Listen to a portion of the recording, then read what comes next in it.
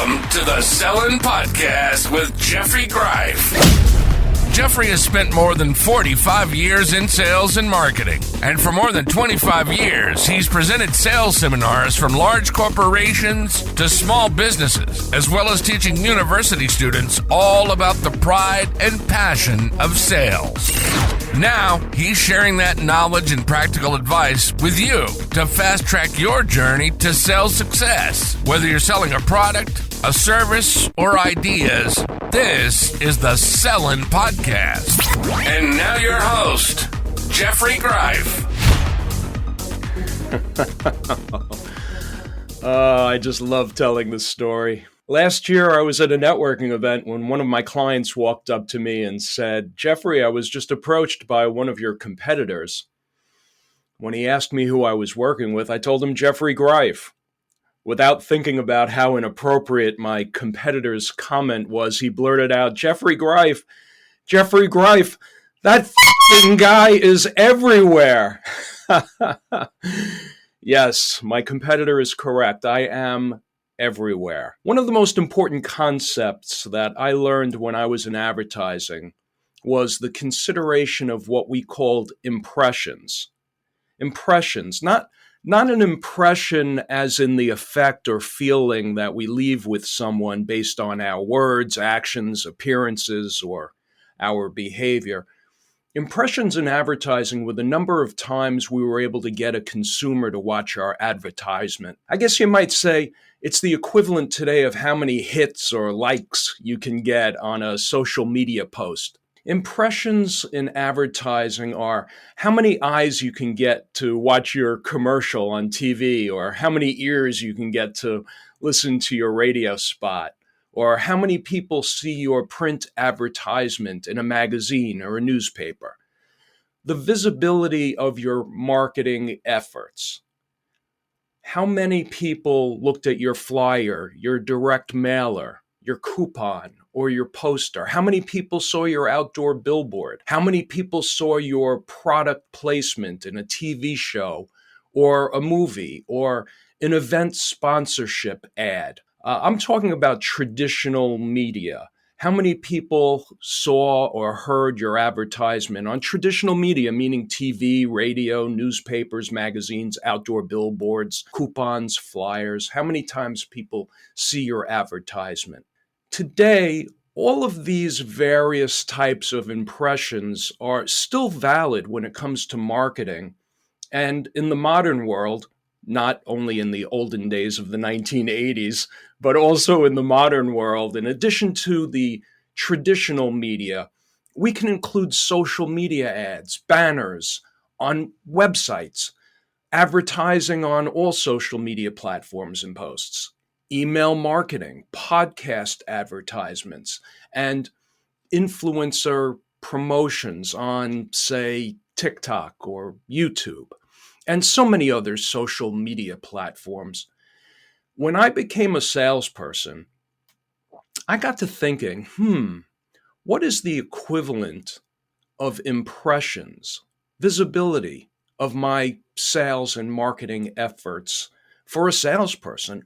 All of the above, all the traditional media are important. But the most important impressions are the ones that create a personal relationship and lead to a meeting. That's the most important thing when it comes to being a salesperson. In addition to advertising, how do we create impressions in sales? Number one, email outreach. Always email valuable content and use your emails as a way to not only develop rapport and a relationship with your clients and prospects, use email as a tool to schedule a meeting with them. If, say, you are emailing an announcement of an upcoming networking event or a seminar, also include some comment such as, "Will I see you there? If so, I look forward to working the room with you." Or include a comment such as, "I thought you would find this event of interest. By the way, I will be seeing other clients in your area next week on, say, Tuesday or Thursday. Mind if I stop in for 5 minutes so we can catch up with one another?" Don't just email. use the email to schedule a meeting. Number 2, phone calls. I will be getting more into using phone calls as a sales tool in a future episode of the Sellin' Podcast, but for now, let's just say you should be using the phone to keep in touch with your clients, your prospects, follow up on matters you are working on with your clients, and asking for referrals. Call prospects in order to introduce yourself. Learn more about their business. Learn more about who the decision makers are and attempt to schedule a meeting. Number 3, LinkedIn messages. I highly recommend paying for the premium LinkedIn membership and using the LinkedIn messages to contact clients and especially prospects. You can't always find someone's email address, but you can always send them a LinkedIn message. Number 4, text messages. I only send text messages to clients and prospects who I consider a friend, or at the very least, a business friend. Be careful with this one. People may find sending a text message on their cell phone to be a bit intrusive, so be careful. Number 5, social media. Using LinkedIn and other social media platforms is a great way to contact clients and prospects. Remember, these are impressions. You're contacting people. Using social media not only by direct messaging, as I mentioned before, but also commenting, liking, reposting, and forwarding LinkedIn posts. I love when people repost my LinkedIn posts. I know that they are finding my posts of value, that I'm posting valuable content, and they are forwarding my posts to their social media feed. You better believe that this is greatly appreciated on my part. So I'm sure that your clients and prospects will greatly appreciate you doing so as well. Comment, like, and repost your clients and prospects' posts on LinkedIn and social media. Number 6, video messaging by cell phone or email. I don't do this. I don't know how to do this. However, I think it's a really great way to contact clients and prospects. Make sure you're video messaging valuable content, not just saying hello. Number 7, referrals and introductions. I've mentioned this before on previous Sellin' podcasts. When you make introductions between people who may have an opportunity to do business together, they will greatly appreciate you and they will never forget you. There are 3 ways that I recommend making introductions. A, invite 2 or 3 or a dozen people together for informal business networking. Get together for lunch or dinner or cocktails at 5. Make introductions and let the magic happen. B, introduce 2 people by email. I do this quite often. Make sure to include their contact information and LinkedIn page link. Tell them both how you know each of them and why you know they will have an opportunity to refer business opportunities to one another. I always end the email by saying, feel free to contact one another directly and let me know if I can assist further in any way. C, when you are at a networking event and you see 2 people who you believe might have an opportunity to refer business to one another, make introductions right then and there. You got to think quick on your feet. This can be very effective, a very effective way to introduce people to each other. I do this often, and believe me, when I'm at a networking event, people want to spend at least some of the evening with me, knowing that I may have an opportunity to introduce them to someone who they may have an opportunity to do business with. Number 8, take a leadership role at trade associations.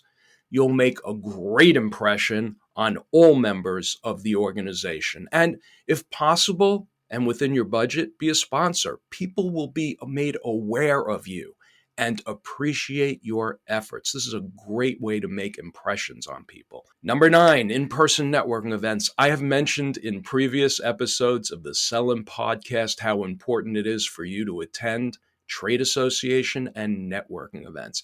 I just love attending networking events, and everybody in my industry knows that I love attending the networking events. I mentioned this especially in season 1, episode 5 and episode 6. Attend networking events, get known, work the room, and follow up with everyone you meet. And very often, just being seen at an event leaves a valuable impression and the ability to follow up and schedule an appointment. And the most important impression of all, number 10, schedule in-person sales meetings and make a presentation. Ask questions, learn more about your clients or your prospects' business, provide the very best service that you can, and follow up, follow up, follow up. And here's a bonus tip for making impressions. Snail mail. Yes, the mail can still be used as an effective sales and marketing tool, a way to contact people, mailing valuable information, valuable content. For example, informational bulletins, newsletters, coupons, invitations to business events. And you already know that I am a big proponent of handwritten thank you notes, congratulation cards, birthday cards. Be deliberate.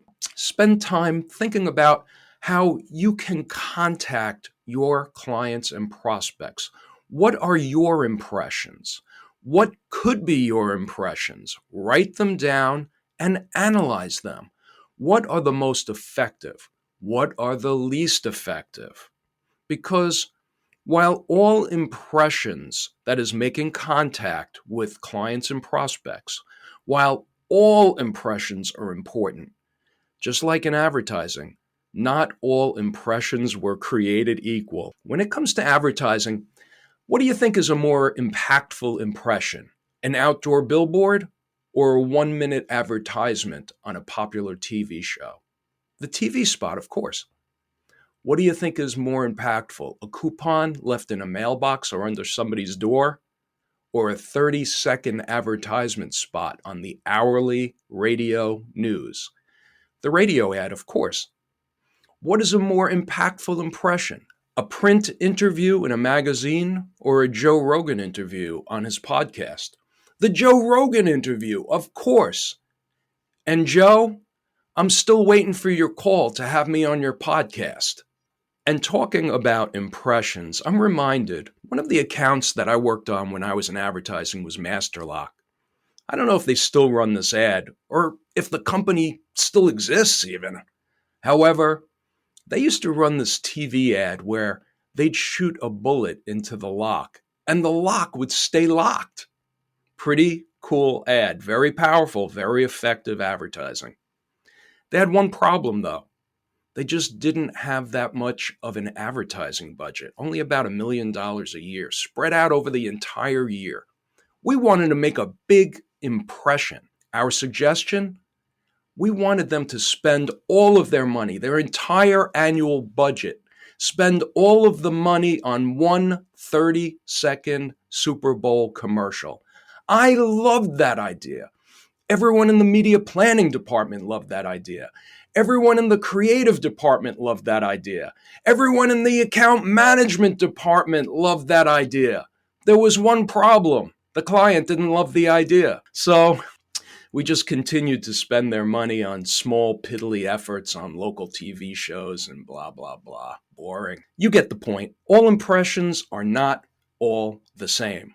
What is the lesson for salespeople? Well, as I said, all impressions are important, all of them. Emails, networking events, phone calls, even media advertising, of course, cold calls, LinkedIn messaging, social media engagement, referrals, introductions, all of them.